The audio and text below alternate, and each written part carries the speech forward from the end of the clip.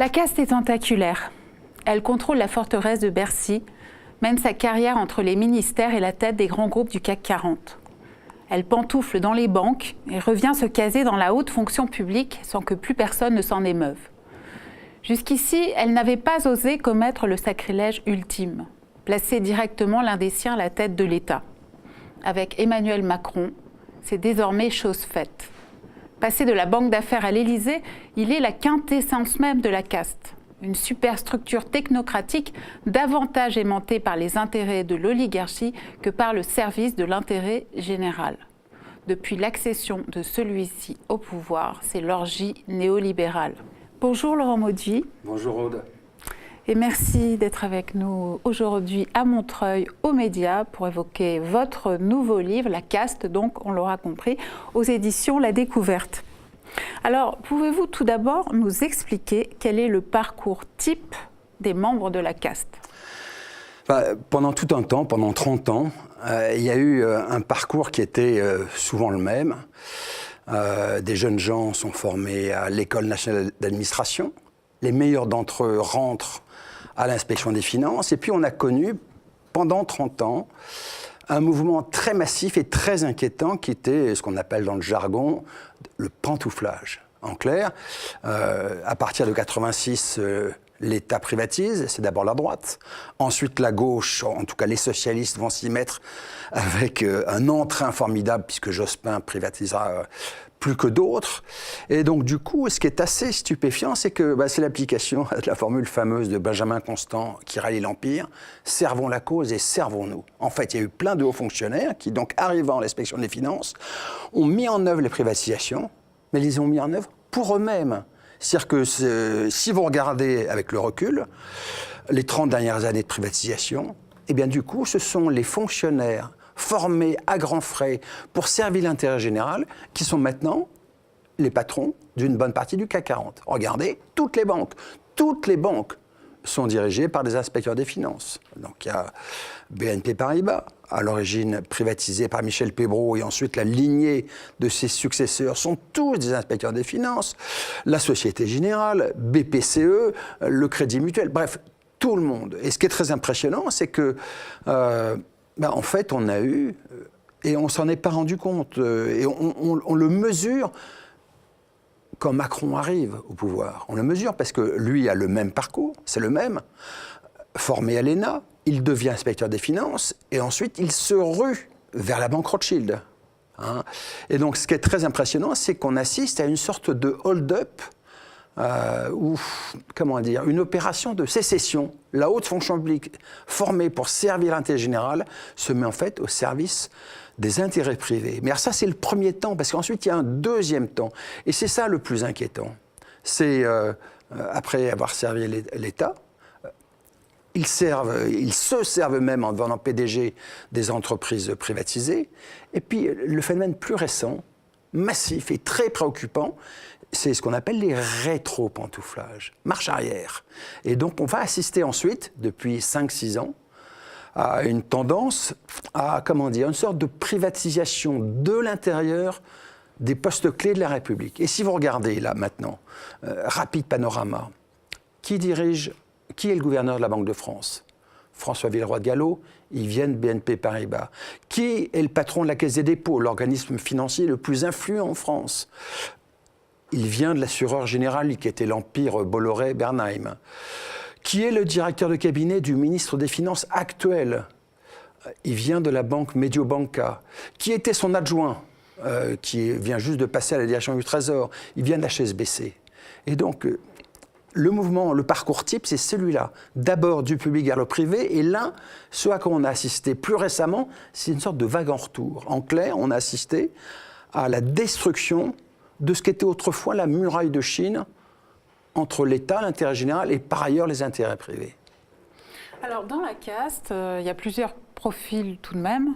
Alors, il y a les parrains historiques. Donc, vous faisiez allusion à l'instant à Michel Pébroux, donc ancien inspecteur des finances, maître d'œuvre de la privatisation de la BNP. Il y a aussi les jeunes loups ou les ex-jeunes loups, donc Mathieu Pigasse, qui est parvenu à la tête de la banque Lazare. Il y a Stéphane Richard, passé de l'inspection des finances à la direction d'Orange. Il y a des femmes aussi, il y a quelques femmes. Il y a Laurence Boone, par exemple, dont on se souvient que venue de la banque, elle était devenue la conseillère économique de François Hollande, avant de repartir vers le groupe AXA. Et puis, il y a les petits nouveaux. On va en voir un apparaître en ce moment même à l'écran. Donc, je pense à Jean-Jacques Barbéris, par exemple, qui était présenté par l'hebdomadaire l'Obs en 2016 comme un des petits Mozart les plus prometteurs de la galaxie Hollande.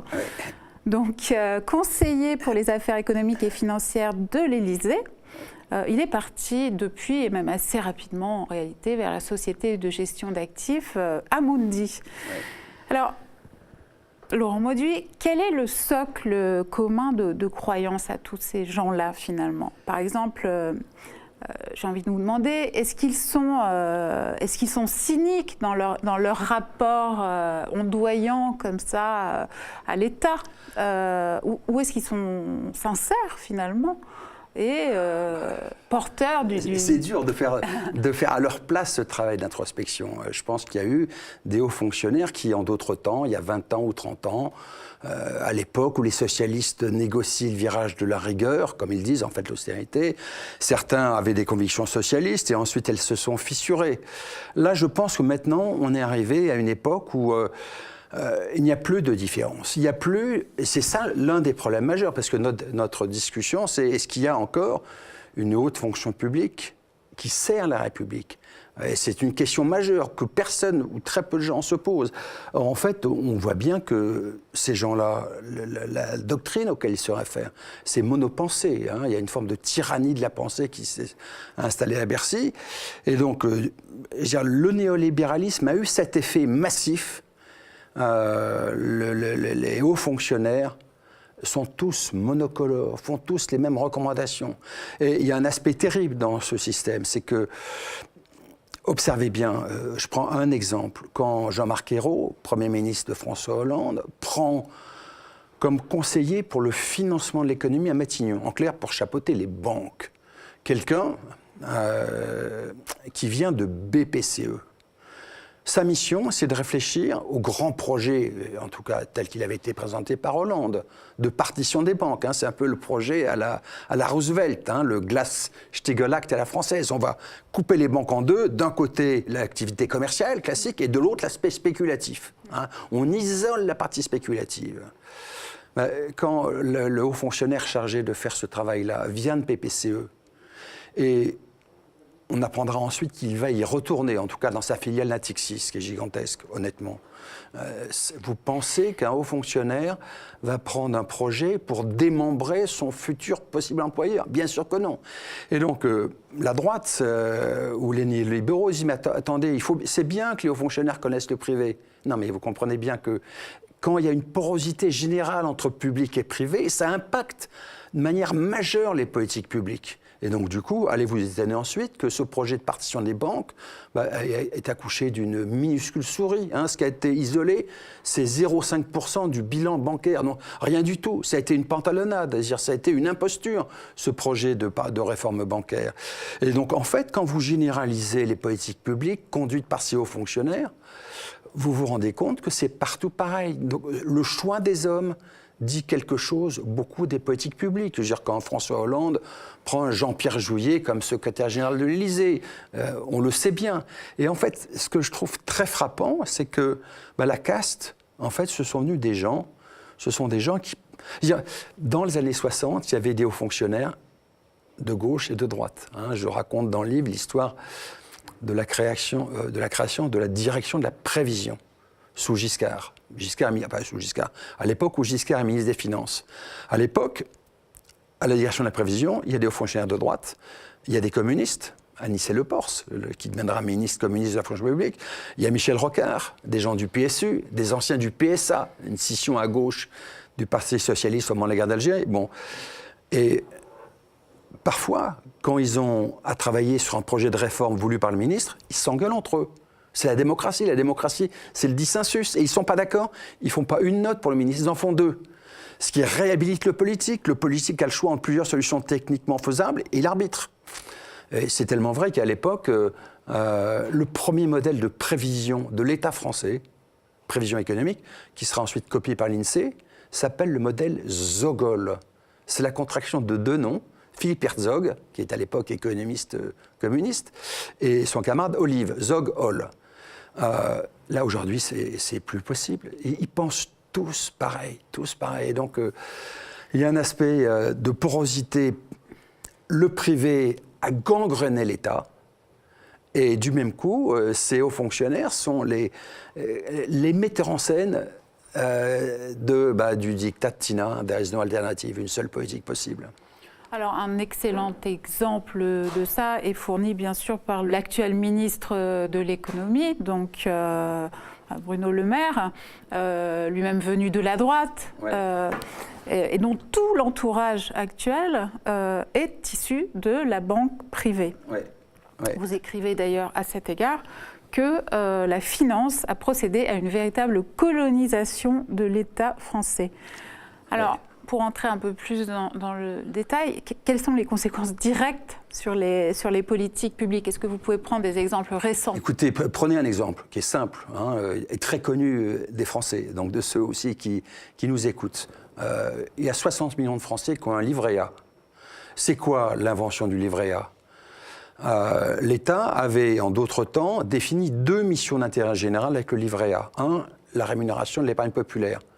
Les gens modestes qui savent pas, qui ne vont pas aller spéculer sur le marché financier, ils ont leur petit bas de laine, comment est-ce qu'on le protège? Et 2, le système voulait que l'argent collecté sur le livret A soit centralisé à la Caisse des dépôts et serve à financer le logement social. Donc, autour du livret A, il y avait 2 missions d'intérêt général. Rémunération de l'épargne populaire, financement du logement social.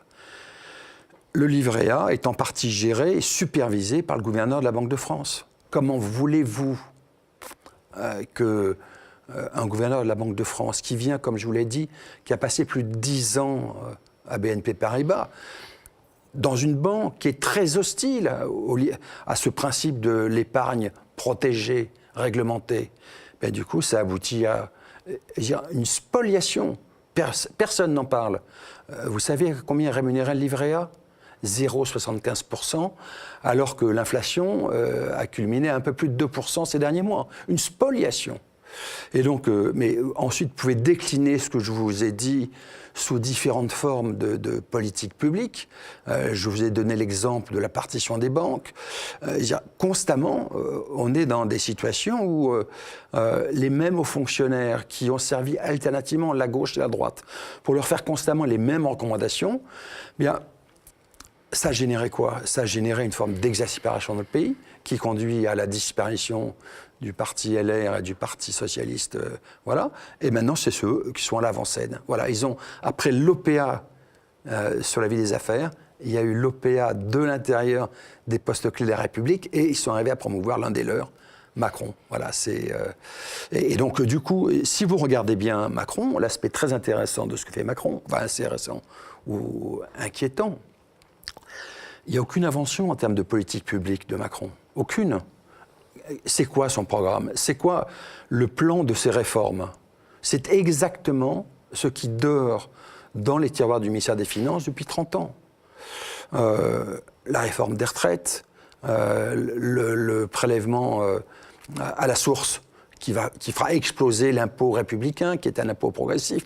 Plus on est riche, plus on paye. Le démantèlement du droit du travail. Donc, c'est, comment vous dire, il y a une forme d'exaspération dans cette haute fonction publique qui a conseillé la gauche et la droite de conduire des politiques néolibérales. Et ils ont eu ce reproche à l'égard des gouvernements successifs. Ils vont dans le bon sens, c'est des politiques néolibérales. Sarkozy, Hollande, mais ils ne vont pas assez vite. Et donc, du coup... Vous écrivez que le quinquennat qui commence a des allures de revanche pour la caste. Oui, de revanche, parce que, comment vous dire, ces gens-là ne sont pas hostiles à la démocratie. Mais, quelque part, ils trouvent que la démocratie, c'est une perte de temps. Je veux dire, la retraite... pense-t-il, on sait tellement bien ce qu'il faut faire depuis le livre blanc de Rocard au début des années 1990. Mais alors qu'attend-on pour y aller? D'où cette espèce de de boulimie de réforme ultralibérale de Macron. On sait tellement bien. Pourquoi perdre du temps? Pourquoi faire des négociations avec les partenaires sociaux? Allons-y. D'où le recours aux ordonnances sur le droit du travail. Il y a un aspect de revanche, de précipitation. On a trop tardé. Alors bien évidemment, vous entrez en profondeur dans ce livre, au-delà de ce constat totalement désespérant sur les causes qui ont produit cette porosité totale entre le privé et le public en France. Et vous pointez la responsabilité de la formation des élites politiques dans l'actuel effondrement de l'État social français. Ouais. C'est poser la question que j'évoquais tout à l'heure. Est-ce que la République a une haute fonction publique qui défend ses valeurs, qui les partage, hein? Et je trouve très impressionnant, quand on se plonge dans l'histoire, de trouver le fait qu'il y a eu des grands républicains qui ont souvent fait ces alertes. Hein, je raconte quel a été le combat d'Hippolyte Carnot, le grand républicain en 1848, qui était le fils de Lazare Carnot, constituant de la Révolution française, qui se pose la question et qui crée une année, une école nationale d'administration, en fait, qui sera supprimée très vite. Autre dans ce cheminement, dans cette généalogie intellectuelle, il y a Marc Bloch. Marc Bloch, donc, dans L'étrange défaite, hein, il analyse, après la débâcle de juin 40, les raisons de la faillite des élites françaises. Et dans cette faillite, hein, vous vous souvenez de l'histoire, c'est... Marc Bloch considère que la défaite de la France en juin 40, c'est pas la victoire des Allemands sur les Français, c'est la défaite de la France sur elle-même, parce que les élites étaient déjà du côté des vainqueurs avant qu'ils soient là. Hein, bon. Et il engueule, Marc Bloch, donc un grand républicain, il engueule le Front populaire, qui à l'époque a l'idée de recréer une école nationale d'administration. Et Marc Bloch se fâche dans son livre et il dit non. Il faut laisser à l'université, dans le pluralisme de ses approches, le soin de former les élites françaises. Il ne faut pas une école spécialisée. Et donc, dans cette histoire, on pourrait se dire, tiens, après tout, 1945, ça y est, les républicains ont gagné. Et moi, le sentiment, c'est que c'est à l'inverse. Je pense qu'il y a eu une sorte de dérapage de la libération. C'est que le grand projet des républicains de former enfin, de casser la puissance des grands corps, hein. En fait, il y a une sorte le projet a été détourné de son ambition. Pourquoi? Pour une raison qui est intéressante à raconter. Qui crée l'ENA, à la Libération en 1945? C'est Michel Debré, donc le principal collaborateur du général de Gaulle. Michel Debré, quand il était jeune, était un élève d'un professeur de droit parisien qui s'appelait Joseph Barthélemy. Alors Barthélemy finira mal puisqu'il sera garde des Sceaux sous Vichy. Mais dans les années 20, il est très connu et il écrit un livre très intéressant parce qu'il a une résonance avec notre actualité. Le livre, c'est « Le peuple et l'élite ». Le peuple et l'élite. En clair, le peuple ne sait pas ce qui est bon pour lui. Il faut donc des experts qui éclairent le peuple et qui l'encadrent. C'est une conception inquiétante pour quelqu'un qui est attaché à la démocratie. Et en fait, c'est cet esprit-là qui présidera à la création de l'ENA.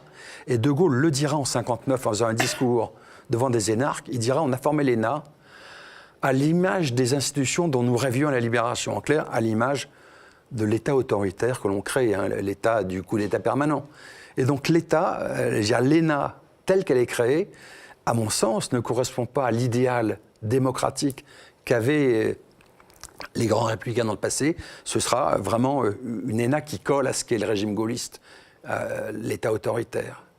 Alors, quel que soit l'état de l'ENA, selon vous, originel d'ailleurs, ouais. c'est tard, rappelons tout de même que l'ENA visait à abolir... La puissance des grands corps d'enjeu. Voilà, la puissance des grands corps, le recrutement basé sur le népotisme, sur l'hérédité. Voilà. Tout ce que Bourdieu dénonce dans son livre. Voilà, et j'allais en venir effectivement à la critique de Pierre Bourdieu dans la noblesse d'État. Ce qui est drôle, enfin, c'est un rire amer, mais c'est que quand on voit le profil actuel de l'Assemblée nationale, qui se distingue avant tout par son caractère insipide, informe, on se prend presque à regretter cette noblesse d'État que critiquait si durement Bourdieu déjà à la fin des années 80. Parce que ce qui est terrible, quand vous relevez, donc j'ai relu Bourdieu, que j'avais lu plus jeune, mais c'est 1989, la noblesse d'État de Bourdieu. Et donc l'ouvrage est formidable parce qu'il démonte, comme le fait toujours Bourdieu, le système de reproduction des élites. Mais ce qu'il y a de terrible, c'est aussi le coup de vieux qu'a pris l'œuvre. Non pas à cause de Bourdieu, parce que les temps ont changé. Maintenant, ce n'est plus une noblesse d'État. Alors, les systèmes de reproduction sont toujours les mêmes. La mixité sociale au sein de la haute fonction publique est quasi nulle. Mais ce n'est plus une noblesse d'État, c'est une noblesse privatisée. Et donc, Bourdieu écrit à une époque où il y a encore cette frontière entre public et privé. Là, c'est en cela qu'il faut bien comprendre que il y avait des hauts fonctionnaires de droite, mais qui avaient un caractère républicain. On disait autrefois, et parfois on s'est laissé prendre au message, la haute fonction publique sert indistinctement la gauche et la droite au gré des alternances. Ben non, ça a été l'inverse. La haute fonction publique s'est liée de plus en plus à la finance et a fait à la gauche et à la droite sans arrêt les mêmes recommandations, ce qui a d'ailleurs tué le Parti socialiste. C'est l'une des choses qui l'a tué. C'est le fait que ce ne sont plus eux qui ont commandé. Leur résignation a fait que ces hauts fonctionnaires qui étaient dans les coulisses du pouvoir sont devenus à l'avant-scène. L'évolution, quelle est-elle ? On a connu déjà des oligarques comme ça. La génération d'avant, les Alain Minc, les Jacques Attali, même si Attali, lui, n'était pas inspecteur des finances, il était économiste. Mais ces gens-là n'ont jamais... C'était les conseillers du prince, ils étaient dans l'ombre. Et là, l'aspect spectaculaire de désinhibition, c'est que d'un seul coup, ils arrivent à l'avant-scène. Macron est leur champion et d'un seul coup, ils deviennent visibles. Comme si Necker se prenait pour Louis XIV, vous citez la phrase d'un journaliste de Mediapart. Mais son vie, c'est un peu ça. Hein. Ce sont les fermiers généraux qui conseillent le roi, et puis à un moment donné, ils trouvent que le roi est tellement nul qu'il va conduire à une explosion, et donc les fermiers généraux s'accordent entre eux pour écarter le roi et prendre sa place.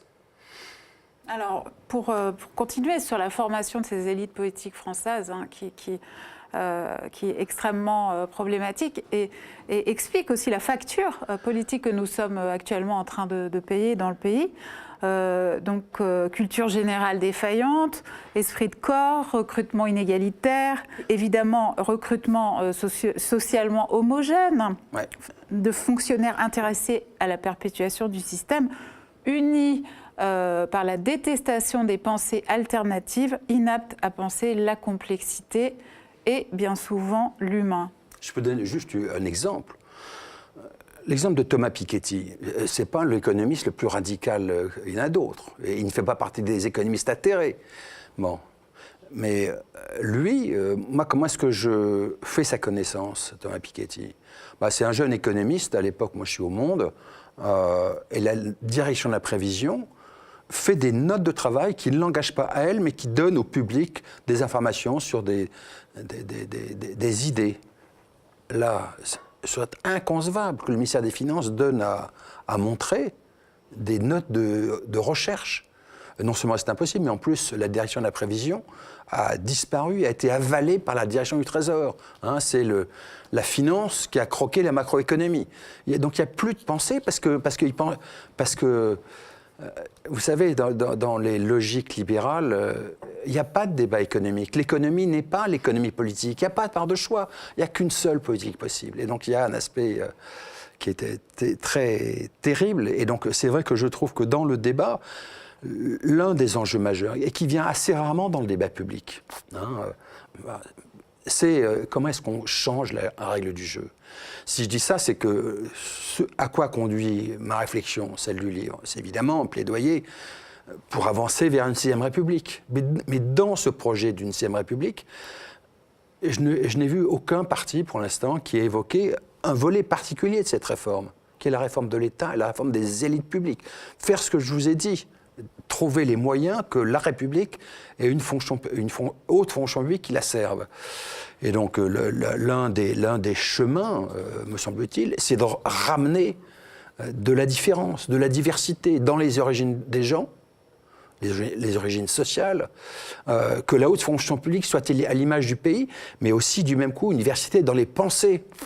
Donc je trouve ça aberrant. Et d'ailleurs, vous lisez les notes des jurys de l'ENA, chaque année c'est la même chose. Trop de conformisme.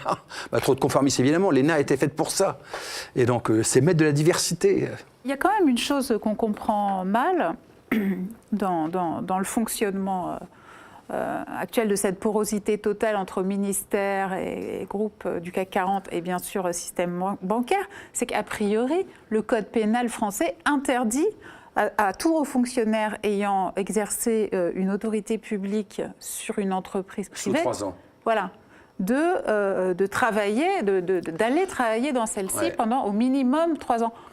Pourquoi est-ce que le code pénal n'est pas appliqué? Alors, il y a 2 critiques qu'on peut formuler.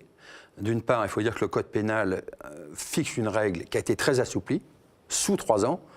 Il y a 7-8 ans, c'était sous 5 ans. Et donc, deuxièmement, la loi est le plus souvent pas appliquée. Regardez le cas de pantouflage le plus avéré, le plus choquant, qui a été l'affaire Pérol. Vous vous souvenez, le secrétaire général adjoint de l'Élysée, qui réunit dans son bureau les patrons des banques populaires, des caisses d'épargne, en leur disant il faut fusionner.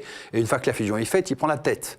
Hein, il est passé entre les mailles du filet de la justice, non-lieu. Mais donc la loi est soit trop faible, soit pas appliquée. Mais la loi ne dit rien sur le mouvement le plus récent, qui sont les rétro-pantouflages. Elle ne dit rien, parce qu'elle n'avait pas prévu. Mais prenez un exemple. Vous regardez un associé gérant de la banque Rothschild, au hasard, M. Emmanuel Macron, qui devient ministre de l'économie. Est-ce que les citoyens ne seraient pas en droit de savoir sur quel dossier l'associé gérant de Rothschild a travaillé pour savoir si, devenant ministre de l'économie, il ne favorise pas tel ou tel client? Et vous élargissez le raisonnement à la quantité de postes que je vous ai cités. Et bien du coup, vous vous rendez compte que si on fait une refonte pour refonder la démocratie, pour refonder la haute fonction publique, il faudrait aussi réfléchir aux moyens de reconstruire cette muraille de Chine entre intérêt général et intérêt privé qui s'est effondrée. Il faudra casser la consanguinité. Et donc, je pense qu'il faudrait refaire un pan du code pénal, enrichir le code pénal, de sorte que ce système de va-et-vient permanent et général au profit de la finance, c'est ça qu'il faut dire, hein, cesse. Ça me semble vraiment une urgence. Alors, circonstance aggravante et même tragique, on a le sentiment maintenant que c'est le privé qui donne la véritable légitimité professionnelle aux fonctionnaires et que finalement, le service de l'État, soit c'est pour les nuls, soit c'est le plan B ou c'est une solution d'attente. C'est pas du tout caricatural de dire ça. Il reste des hauts fonctionnaires totalement désabusés parce qu'ils se rendent compte que s'ils servent l'État, quand il y a un poste à pouvoir maintenant, il est systématiquement donné à quelqu'un qui a été dans le privé. Hein, et donc, il y a un aspect désespérant, c'est que la légitimité d'un haut fonctionnaire, il ne l'acquiert pas dans son dévouement à la cause publique, c'est en partant. Donc, alors, non seulement c'est désespérant, mais ce qui est d'autant plus désespérant, c'est qu'avec la loi Pacte, en ce moment, l'examen par le Parlement, Macron veut l'institutionnaliser. C'est-à-dire que les périodes passées dans le privé seraient prises en compte dans les carrières des hauts fonctionnaires. Donc c'est le démantèlement de quoi ? De ce qui a été acquis au moment de la Libération, qui était le statut général de la fonction publique. C'est la privatisation, l'éclatement, le démantèlement du statut général de la fonction publique, qui délimitait bien ce qui relevait de l'intérêt public et ce qui était la vie des affaires, je veux dire. Alors, est-ce qu'il reste encore dans ce pays des hauts fonctionnaires qui servent et ne se servent pas ? Oui, il y en a, mais moi, pour faire le livre, j'en ai rencontré quelques-uns, mais c'est vrai qu'ils sont silencieux, tristes. Quel est leur discours sur la situation présente ? Triste, je dis ça assez immodeste, mais c'est vrai que ceux que j'ai vus pour faire le livre, comme moi, mon métier de journaliste économique, j'ai chroniqué la vie du ministère des Finances pendant 30 ans, j'en connais énormément. Et c'est vrai qu'ils sont très, très désabusés, parce que ils se rendent compte que le dévouement qu'ils ont mis dans la chose publique, c'est une valeur qui est... pas seulement cette valeur-là, parler de l'éthique de la fonction publique. Il y a un code de déontologie de la fonction publique, et il y a même une commission de déontologie de la fonction publique. Mais tout ça a volé en éclats. Et donc, la commission de déontologie, vous vous souvenez de la pantalonnade qu'elle a commise au moment de l'affaire Pérol, puisque ça s'est réglé entre le secrétaire général, Claude Guéant, et le président de la commission de déontologie dans une conversation privée. Oui, oui, il n'y a pas de souci, M. Pérol peut aller dans la banque. Il y a eu à l'époque 2 membres de la commission de déontologie qui ont démissionné. Et donc, il y a un aspect de tel délabrement, même des instruments publics de la régulation de la fonction publique, que... J'ai assez justement, il y a une forme de découragement. Notre démocratie est tellement atteinte par ces dysfonctionnements graves, par cette porosité générale, que l'idée d'une refondation démocratique de la fonction publique pourrait être une idée populaire si des partis la portaient. Alors, par une ironie cinglante de l'histoire, un certain Paul Ricoeur, philosophe souvent cité par l'actuel président de la République, déclarait peu avant les événements de mai 68, je le cite, « Le danger aujourd'hui est que la direction des affaires soit accaparée par des oligarchies de compétents associés aux puissances de l'argent. » Formidable. Formidable citation qu'on trouve dans votre livre. Au fond, ce que redoutait Paul Ricoeur, c'est l'élection d'un homme comme Macron. Ouais. Je donne mes sources, c'est un très beau livre. C'est Jean Schwevel qui était le fondateur des sociétés de journalistes en France. C'est lui qui crée la première société de rédaction, celle du Monde. Il écrit un livre pour expliquer son combat pour l'indépendance, le nôtre, Aude, dans nos métiers. Et c'est préfacé par Paul Ricoeur. Et il y a cette phrase de Paul Ricoeur qui est terrible, et qui, le danger qu'au point de Ricoeur, nous y sommes. Et l'ironie cruelle de l'histoire, c'est qu'il dénonce par anticipation, en 1968, ce que sera le régime de Macron. Oligarchie de compétents. Voilà, pas les petits hommes gris, quoi, mais c'est un danger démocratique majeur. Je dis ça, et si je peux me permettre de faire une autre comparaison, c'est pas seulement un danger français. Vous voyez bien que ces dérives de la caste sont en partie aussi les dérives européennes. Et je rappelle ce qu'a été pour ces gens qui se disent attachés à la démocratie, ce qu'a été notamment le sommet de Cannes. On oublie en 2011. En 2011, les puissances du G7 se sont accordées pour qu'il y ait des coups d'État à froid, à l'époque, en pleine crise, en Italie et en Grèce. On a mis à la tête de ces 2 pays des hauts fonctionnaires, membres de la caste, sans élection. Et donc, il y a un aspect, je trouve, il faut bien mesurer le caractère dangereux de la démocratie. Parce que c'est ça, pour Macron, je trouve, c'est ça le paradoxe qu'on a vécu. On a vu arriver un petit jeune homme, on savait ce qu'il ferait en économie, très très libéral. Et on s'est dit, tiens, il va peut-être aussi révolutionner les institutions. Il sera libéral aussi au plan... Vous aviez vraiment cette... Non, mais... cette illusion? Non, je ne savais pas qu'il se moulerait à ce point dans les institutions de la Ve République. Non, il aurait pu faire un autre choix. Alors c'est ça la surprise, c'est ce mariage hybride entre une politique ultralibérale et l'aspect bonapartiste autoritaire. Et en fait, je me dis que ça a du sens, c'est pas le hasard. Effectivement, je n'étais peut-être pas assez lucide à ce moment-là, mais il y a une telle exaspération, une telle impatience de la haute fonction publique. Allez vite, allez vite, allez vite. Une sorte d'emballement dans les réformes, ce qu'on a vécu avec Macron, 10 réformes en même temps. C'est vrai que les institutions de la Ve République sont commodes. C'est-à-dire quelqu'un qui n'a que 18% des voix des inscrits peut, grâce à la violence des institutions, celle du coup d'État permanent, imposer au pays des réformes dont personne ne veut, ou dont une petite minorité seulement ne veut. Et donc, on a en fait avec Macron le pire de l'économie, l'ultralibéralisme, et le pire du coup d'État permanent. Je trouve que c'est une période assez stupéfiante que l'on vit. Merci beaucoup, Laurent Mauduit. Merci d'être venu nous voir aux médias. Merci aux médias de m'avoir accueilli. Je rappelle le titre de votre livre qui paraît en cette rentrée, « La caste, enquête sur cette haute fonction publique qui a pris le pouvoir », publié aux éditions La Découverte. Et je vous dis à tous à très bientôt pour un prochain entretien libre.